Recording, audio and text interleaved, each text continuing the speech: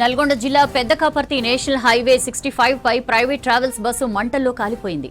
Bus ఇంజిన్లో పొగలు రావడంతో వెంటనే అప్రమత్తమైన డ్రైవర్ బస్సును రోడ్డు పక్కన నిలిపివేశాడు. బస్సులోని 36 మంది ప్రయాణికులు కిందకు దిగడంతో పెను ప్రమాదం తప్పింది.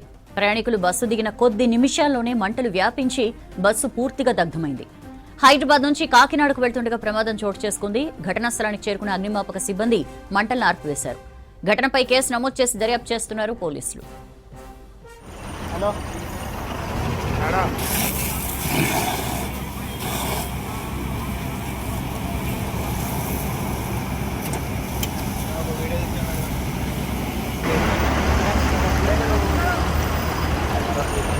హలో మేడం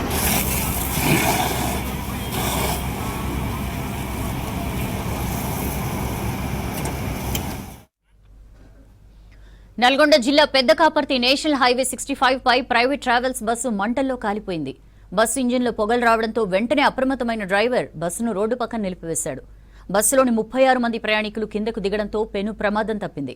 ప్రయాణికులు బస్సు దిగిన కొద్ది నిమిషాల్లోనే మంటలు వ్యాపించి బస్సు పూర్తిగా దగ్ధమైంది.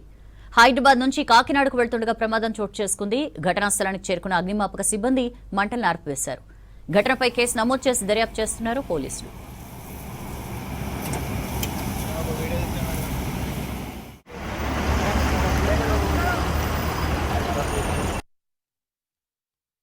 హైదరాబాద్ టు కాకినాడ వెళ్తుందన్న వెహికల్ మన చౌటప్పల్లో టోల్ గేట్ దాటిన తర్వాత షార్ట్ సర్క్యూట్ అయ్యి మంటలు అయితే వచ్చినాయి అన్న.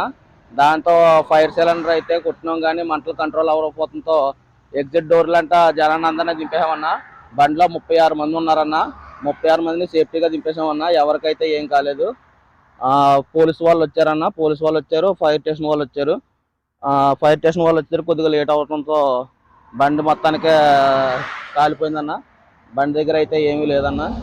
ఎవరికైతే మాత్రం ఏం కాలేదన్న. అందరినీ సేఫ్టీగా దింపి సేఫ్టీగానే పంపించామన్న. రాత్రి 2:30 టైం జరిగింది.